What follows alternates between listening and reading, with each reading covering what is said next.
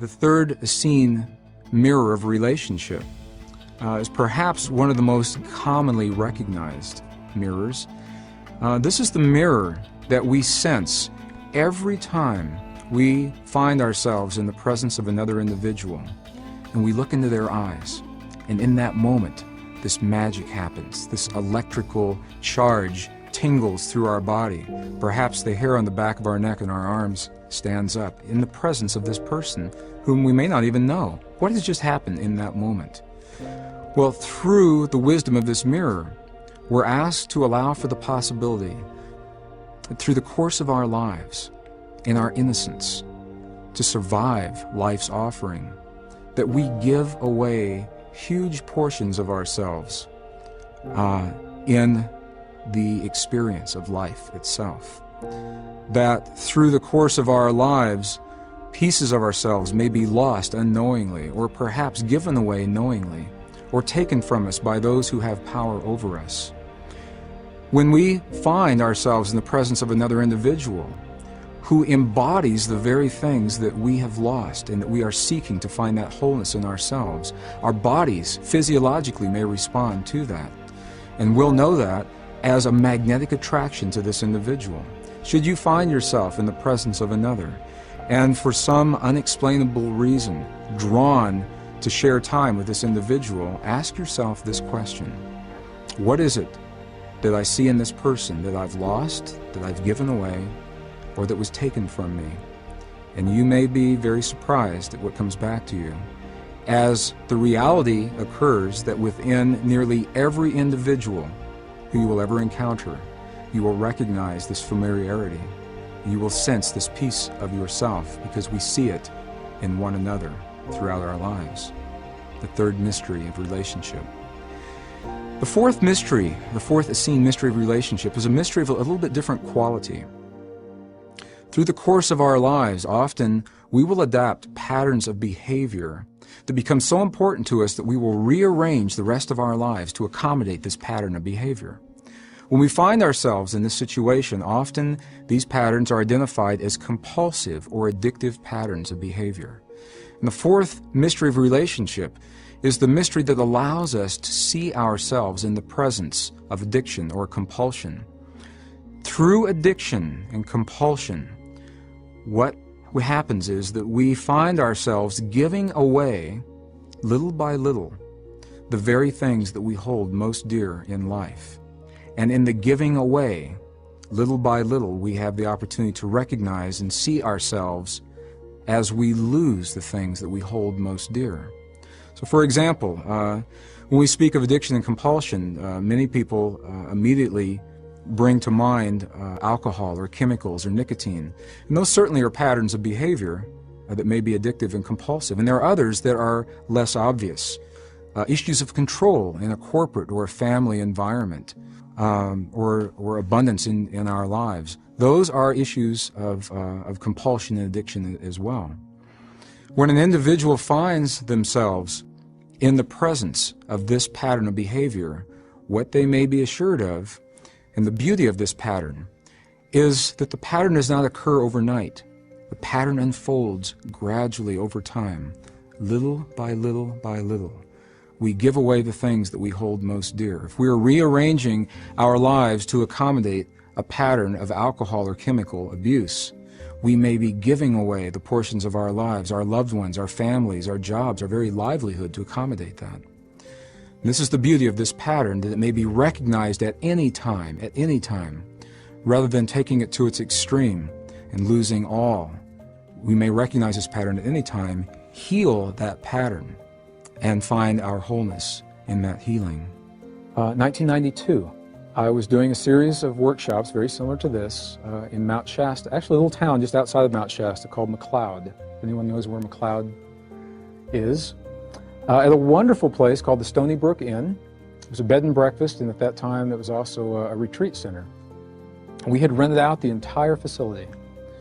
We had the whole place all to ourselves, including a great room downstairs. And in that great room, there was a large screen television, and we were watching our video clips at night.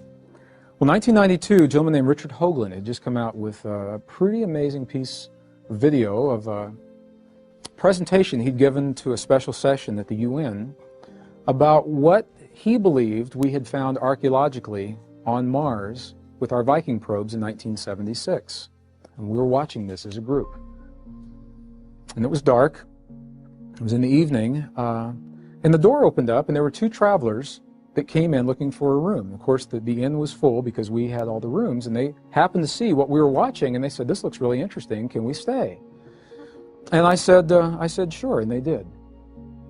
And when it was all over and the lights came on, I looked across the room, and there were two women who were traveling cross-country, and for some reason, one of them looked very familiar to me.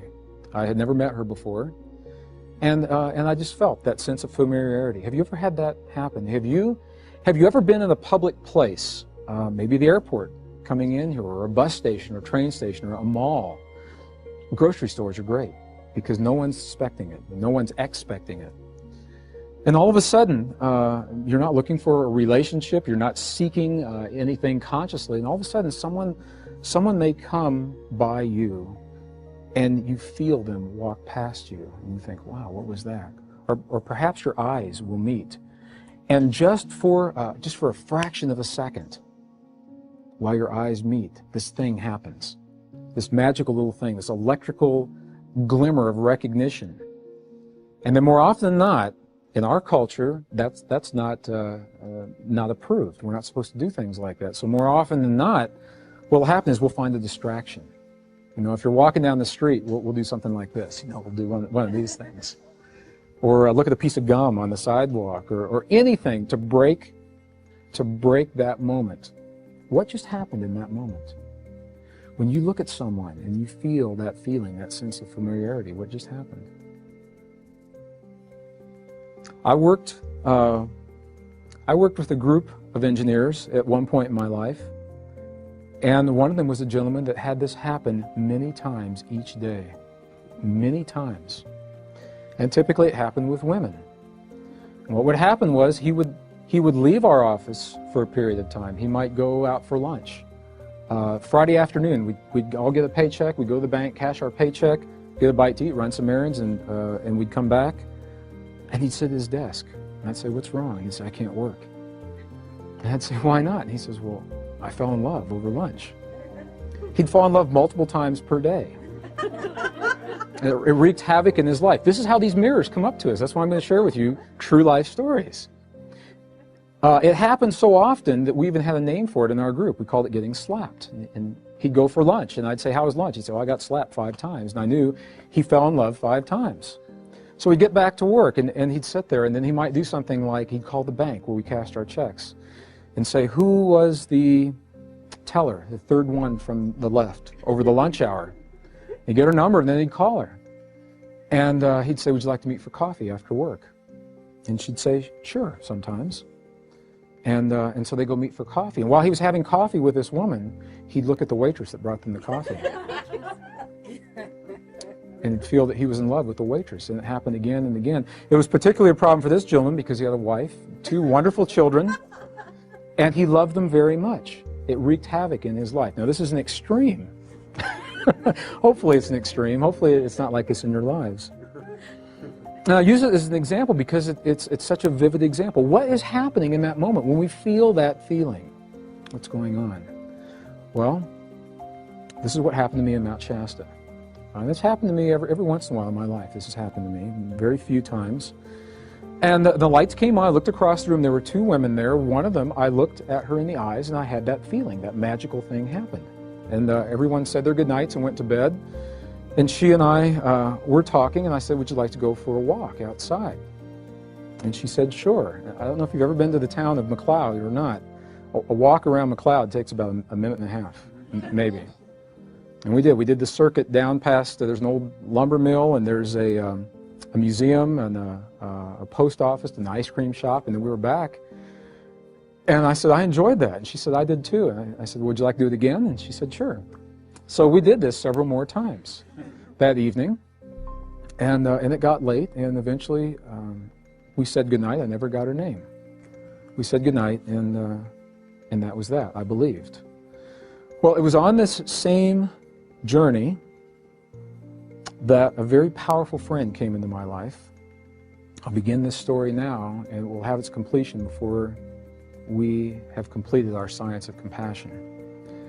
It was underneath the front steps of the Stony Brook Inn that a mama kitty had given birth to a litter. She'd never done this before. She apparently didn't know or wasn't capable of nursing, and all the litter died, they believed. And it was while we were there at this workshop, the mama came out carrying this little bag of fur and bones, and he was still alive somehow. And he hadn't eaten since he'd been born. And they said, well, this is magic, that this animal has such a will to live, we'll name him Merlin. And they did. And Mr. Merlin was a beautiful, all-black little male kitty. It was supposed to be an outside cat. There were no animals allowed inside the Stony Brook Inn. Well, the night that I got there, he found my room. Somehow he got in, found my room. He meowed. I opened the door and let him in. He never left. And he was with me the entire week that I was there. And he was being nursed back to health. We slept together. We dined in my room together. He'd stand on the edge of the sink while I shaved and watch me. He'd stand on the edge of the tub while I was showering, and he'd catch little water drops in his whiskers that were bouncing off my body. And we became very good friends in that short week. As my workshop was coming to a completion, it was time for me to come back to New Mexico. And they said, we have our quota of animals. Would you like to take Merlin with you? And I did. I said, sure. Well, that morning I was leaving, and I had to go into Mount Shasta to get the things that you need to take an animal with you when you travel cross country. I got a leash. He was a leash-trained kitty, and little kitty water bowls and litter boxes and all the things that you need. Well, I was driving down the street, and I stopped at a light, and I looked up, and there on the corner was the woman that I'd seen the night before. See, the story is going somewhere, and it does tie together. It works out really well. And she was there, and she looked at me, and I looked at her, and she came over the window, and I said, hi, how are you doing? She said, fine. And the light turned green, and people were honking their horns. And I said, have you eaten yet? And she said, no. And I said, would you like to? She said, yes. She got in. We shopped for Merlin's things, and we went to a wonderful little cafe at the south end of town, and we sat and talked and talked and talked. And we were there for the rest of the morning, and the breakfast people left, and it got really quiet. And then the lunch people came in, and it got very busy, and then they left, and it got really quiet. She was driving back to the East Coast, and I was driving back to New Mexico. And finally we said, well, if we're going to leave today, we probably should leave. And she walked me in my car, and I gave her a kiss on the cheek, goodbye. I still, to this day, I don't know what her name is. And as I watched her walk away, this thing happened. And I found this tremendous sadness in my body. I actually began to miss her, and I watched her get in the car, and her taillights disappeared over the road to the highway. 10 years ago, if that had happened, I would have said that I was in love. And I would have done something really romantic, like jumped in my car and flagged her down on the freeway and said something to her. I don't know what it would have been. And I knew that something else was happening. I knew that's not what it was. And I sat in my car, and all of a sudden, huge tears began coming down my cheeks. And I said, wow, this must be a really powerful lesson that's happening here. First, there was the familiarity. There was the sense, as she was leaving, there was a sense of sadness. And I simply closed my eyes and asked a question, as I often do. And I said, Father, I ask for the wisdom to understand what is it that I feel in my body. When you ask a question like that, whoever you believe you're asking that question to, you're expecting an answer. And rather than an answer, I got a question back. So they were making me work. And the question simply said, what is it about this woman that you miss? And I hadn't really thought about what it was. I just knew that I missed her. And I began thinking about all of the things that we had shared and all the conversation that we'd had the night before and all at the cafe, all through the lunch hour. And of the many things that had happened, what I knew was that I really missed her innocence. There was an innocence about her, a sense of awe and wonder. And this was big for me at this time in my life because I had gone through the academic world, the sacred journey of academia. I'd spent quite a bit of time in the corporate world, and there's a trade-off, and I know that you know this, that as we remember and as we develop the knowledge in our lives, we lose that innocence. And I'd become aware of that. As an example, I went to school not far from here, up in Fort Collins, Colorado, just north of here. And if you've ever driven west on Interstate 70 out of Denver, you've seen one of the most awesome spectacles that nature has to offer in the form of a road cut. And there's a road cut there where I-70 goes right through the side of a mountain, and all of the layers were tilted by geologic forces about this angle, and they are the most magnificent colors you've ever seen. It goes from the deepest black to a gray and an olive, and then a violet and a pink, and then an orange and a white, and then the whole thing starts all over again. Before I was a geologist, I used to look at that and I'd say, look at those colors. How beautiful. And after I was a geologist, what I said was, look at those magnificent dip angles and the overthrust faults. Because I'd lost a degree of innocence in that respect. And what I knew in that moment, as I recognized what it was that I was missing about this woman, I knew that I was not in love with her, that she had very, very powerfully, in a brief period of time, in just a matter of hours, had held a mirror to me of a huge portion of myself that I had lost in exchange to attain that which I chose to attain in my life.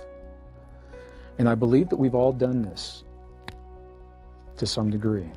I believe that we have all either given away consciously, lost without even knowing it, or had taken away by those who have power over us at some point in our lives huge portions of ourselves to survive life. And perhaps more than ever before, at this time in human and geologic history, we're asking ourselves to bring those pieces back once again, so that in our wholeness we may know ourselves and have the experiences that we're choosing to have in this lifetime. It was an amazing experience for me to have that, and I knew that she had just shown to me the third Essene mirror of relationship, that which you have lost, given away, or had taken away. And the truth is, the reality of this experience is, I believe that if we are honest with one another, truly honest with one another, in almost every eye of every individual that you'll ever look into, if you look long enough, you'll see and you'll feel that sense of a portion of yourself. You'll feel that recognition. You'll sense that familiarity. I'll invite you to do this. Do this in a public place. When this happens to you, if it is in a bus or a train station or airport or a mall or grocery stores, because people in grocery stores are usually not expecting these kinds of experiences. When someone comes into your awareness and you feel that feeling, initiate a conversation about anything. Maybe it's in the produce department. That happens there frequently. Talk about produce. Nice melons, nice grapes, nice bananas, whatever it is. Anything to initiate conversation. And while they're speaking, ask yourself in your mind, ask yourself this question. What is it that I see in this person that I lost, that I've given away, or that I had taken away within myself? And you'll be amazed at what comes back to you. You will be amazed. This little portion of the Essene mirrors, when we do these workshops, you never know who's going to show up and how it's going to work out. And typically we have people sign up and cancel and rearrange and postpone. Well, I did a workshop a few years ago. It was in the Southwest. And when all was said and done, it was a workshop of 40 males, all men. And some of them were cowboys. I mean, these guys didn't take off their hats or their boots for anything. They said, I'll hug a man in this room. I'll never hug a man outside that door. And this little piece of information was so powerful for them because they were all married, they all loved their wives, and they were all drawn to other women all the time through their jobs, their workplace, and they didn't know why. They didn't know why. This is a powerful mirror. This applies in the corporate world, and I use this as a manager in the telecommunications industry. I manage two separate and related departments. We had employees in those departments who believed they were in love with one another, which is fine. And it led to a lot of lost time. long lunches. They had more flat tires, more sick kids, and more dead grandparents than I had ever seen. And I suspected this is what was happening. And I invited them. This is the value. This is why this is relative, because we can implement these principles in our lives. I invited them into a conference room. Each of them were married. They were both married too, and they had their respective families, and they loved them very much. I invited them into a conference room with the three of us, and I invited them to sit and to look at one another across the table and to share with one another what it was that they were attracted to. Why were they drawn to one another? And there was almost an audible sigh of relief as they realized that they really weren't in love, that they didn't have to risk losing the families that they held dear, that they were witnessing in one another huge portions of themselves that they had lost within themselves. What a powerful mirror. 1988, I was working on the Star Wars defense program in Waterton Canyon, south of Denver. And we had some high-ranking Pentagon officials that came to review our program, and each department had one invitation of an individual that would get to go, and to this day I don't know how it landed on my desk, and it did. And I went to this review, and afterwards I had the opportunity to spend time with some of these officials. And there was a conversation that was happening it was a dinner, just before a dinner that evening. And one of the people in the group looked at this one particular gentleman. He had risen through the ranks of corporate America and was now seated on the Joint Chiefs of Staff. And they said to him, "How did you do this with your life? What is it that had to happen in your life to allow you a position of this magnitude of power and control?" And he was very conscious when he said this. He looked at everyone in the circle as we were there. And he said, "To get where I am today, each time I climbed a rung on the corporate ladder, I gave a piece of myself away. And then I'd climb another rung, and I'd give another piece away." And he said, "Pretty soon I'd given away everything that I've ever held dear to me, everything I've ever loved. I've given away my friends." So I essentially have no friends. "I've given away my family. My wife and I are divorced. My children and I don't even speak any longer." And he said it was worth it to me, because in my life, my goal was to have this power and this control. It was worth it. So he was conscious of it, and I was amazed that he was that candid, that he shared that. And I know that we do this, that we compromise pieces of ourselves to survive whatever it is that life offers to us. So when you find yourself powerfully, magnetically drawn to another person, maybe it doesn't make sense why that would be. Maybe it's a person of the same sex, and you try to put a label on that. And I've worked with a lot of clients in the last few years who've had those experiences. Or maybe you say, "I'm a woman, and I just like to be around men." What does that mean? Or "I'm a man, I just like to be around women." Think about this experience. Think how odd this experience is that we're having right now. We are essentially genderless souls. We're not male or female until we come into bodies. And then we come to this world of polarity, and we must choose one or the other. And when you choose one or the other, you compromise that which you did not choose. So as a male, I came to this world, I chose to polarize into a male body, although my soul is genderless. It is both masculine and feminine simultaneously. So I put my feminine on the back burner. And women, you've put your masculine on the back burner. So when we arrive in this world, we may find ourselves unexplainably drawn to someone of the other polarity. Well, I did a workshop in the Bay Area a few months ago, and people said, "What about when we're drawn to the same polarity? What does that mean?" And I believe that the mirror holds. And this is a powerful mirror with no labels. It's simply a mirror.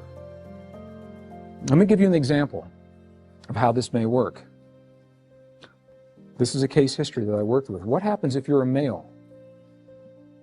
You come into this world, you're a genderless spirit, you choose to become a male, you compromise your feminine. So you've given 50% of that experience away already, and you come here as a male. Early in life as a male, what if you live conditions where your masculinity is taken from you? through abuse, in this particular example, in this case history, through abuse. You gave your feminine away to be here, and once you got here, your masculine was taken from you. What have you got left? Nothing. What will you seek? You will seek to reinforce that which you most identify with at that point in your life. If you've come into this world as a male and that masculinity was taken from you, you'll seek to reinforce that which you have that recent memory of. You may seek time, and this gentleman was seeking time with a male, and it was confusing to him. He didn't know why. And as he began to understand this, it made tremendous sense to him why, and within a few months, he didn't have that orientation any longer, and if he had of, that would have been fine as well, because we're simply dealing with patterns of energy until we place labels on them. Isn't it interesting how that works? We'll seek to reinforce that which we have lost, given away, or had taken away in our lives. So I'll invite you to look at your life, look at the people that you are compelled to be with, and ask yourself, what is it in them that you've lost, given away, or had taken away in your life? And then romance in our culture today, romantic relationships. How many times have you heard of couples that come together because they feel this charge, and then the charge goes away? And they say, well, I'm not in love anymore. And the reality may very well be that their love has served them so well, that which they sought in another, they have now healed in themselves, and they will not feel that charge. And at that point, they've served one another so well, they've become that wholeness. From that point forward, they may choose to continue that relationship based on completely different principles, because they simply enjoy one another's company. There's a power that lives within every human that walks this earth. It's a language of human emotion, and the power of human emotion that we typically discount in our culture, not so in other cultures, but in our culture, the power of that emotion to literally change the conditions that we're talking about, the conditions of the healing within our bodies. And what the experiments are showing is that this power of emotion has the ability to influence not only our bodies biologically, but beyond our bodies into the physical world on the quantum level. It is a powerful language that other cultures apparently know very well. And in the West, when science came in, science discounted the effects of things that cannot be seen and measured directly 400 years ago. And now they're coming back full circle with the language of quantum science, reincorporating these forces, but the feeling and the emotion and the power of human emotion is among those forces that cannot be seen. Laboratory experiments are documenting the fact, and it is a fact now, that human emotion changes the DNA inside of our bodies and the way we function in this world, and that those effects extend beyond our bodies into the physical matter of the people in the world around us when we learn that language. And it leads us to the understanding that science is simply a language that describes our relationship to ourselves, to one another, to our world, to the universe beyond it. It's a language that describes, in very technical terms, how things work, the mechanics, the nuts and bolts, and how we function within that mechanism that we call life in the universe. The best scientists will freely admit that our science is incomplete. There are a lot of things science simply cannot explain right now. But what if we take the best of the science that we do know and marry that with the languages that have always been here, the languages of spirituality, and those indigenous understandings that tell us we're part of this world and we're part of one another, we're part of a greater creation. We're not separate from these things. What if we marry those two ways of knowing into a greater wisdom? Where will that lead us? The line between science and spirituality is getting very fuzzy, and especially in the language of quantum physics. And if we can flesh out those missing pieces, and it helps us to become better people and create a better world, why wouldn't we want to do that? We already know what it's like to have a world where we all feel separate and we feel like there's not enough to go around. It's a world based in competition. We know where that world has led so far. Let's try something different. What would happen if we embrace one another in a spirit of cooperation like all of the rest of the natural world does, humankind? This is the only species that believes that violent competition is the optimum way to get ahead. And it's based on a false interpretation of Darwin's work back in the mid-1800s.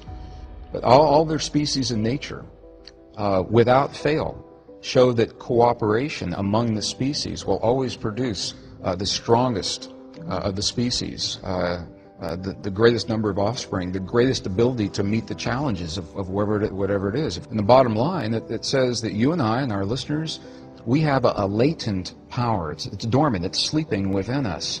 The ability to create a feeling and the quality of an emotion inside of our bodies that literally heals the stuff our bodies are made of. In the human body, 50 trillion cells, and every cell is a capacitor, it's a resistor, it's a transistor, it stores energy, it releases energy. Every cell in our body is about 1.17 volts of electrical potential. So you stop and think that 50 trillion cells, and do the math, 50 trillion times 1.17 volts, and all of a sudden you realize that we have the potential of being very, very powerful beings. And the question is, how do we focus that? The Western scientists now acknowledge the fact, and it is a fact, that we are bathed in a field of intelligent energy. It's everywhere all the time. It's not out there. It's inside of me. It's inside of you. We connect with it. The language of human emotion and thought and feeling and belief, those kinds of words describe the language that allows us to communicate with this field. And when we can access this field, this is where the miraculous healings in the human body come from, and tremendously enhanced immune systems. And although scientists are still hard-pressed to measure this field like it's a non-conventional energy. So we don't have the kind of equipment that you would expect to typically measure a field like this, but we know how it works and we know the effects are there. Other cultures have known it for 5,000 years. So it's marrying the best science of our time with that ancient wisdom. Not only are we not told that we're powerful, we have been led and conditioned in our culture and in our families and our society to believe that we are not powerful, and that power lies somewhere else, that it lies with a church, or it lies with an organization, or it lies with a doctor, or it lies with a scientist, or someone who has knowledge and power that we do not have. And so when we find ourselves faced with situations in our lives that push us to the very edge of who we believe we are, we believe that we have to go to someone else. So it's about personal responsibility, personal power, recognizing that we are part of rather than separate from our world. And it's not about controlling or manipulating or imposing our will. It's about us participating and cooperating as a living organism that we call humankind to shape the destiny of our future. And that's why I'm so excited, because every person is a key element. The key, Robin, is unresolved frustration, unresolved anger. That's where we get in trouble with our bodies. We all feel those are. We all feel them because they're signals telling us about our environment, what's happening in the world. We want to feel those. The key is, when we do feel them, to recognize what they're saying and what to do about them, what they mean to us personally, and to resolve and reconcile whatever it is that is being brought to our attention in that moment. And the language of our heart speaks to the stuff our world is made of, to our bodies and to the physical reality of this world. The world will mirror back what it is that we're feeling in our hearts. When we're feeling anger, hate, jealousy, rage, you're going to see it in your relationships, you're going to see it in your health, you're going to see it in your body. Intuitively, we know that. And the flip side works as well. The key is to hone that feeling of peace or of healing, to feel the things as if they've already happened, to feel the peace in our world as if it's already happened, or the healing in our loved ones as if that healing has already happened. And in that way, we are giving this field something to work with, so it can mirror that back in the quantum world. And there are all kinds of self-help. Everyone learns differently, so what works for my anger and your anger or someone else's may not be the same thing. But the key is to honor the language of human emotion in our hearts. Forgiveness is vital. It's necessary for us to move forward in our lives. We'll all have experiences where we feel betrayed or hurt, where we feel that something has been taken from us by those who had power over us, either physically, emotionally, materially, something like that. We'll all have those experiences. The key to transcending those is to get past them, and you can't get past them by sweeping them under the carpet. Compassion is the word that the Buddhist traditions, we go in those monasteries in Tibet, they look at what's happened to their lives and what they've lost, and you're hard-pressed to find an angry Buddhist in the monasteries in Tibet.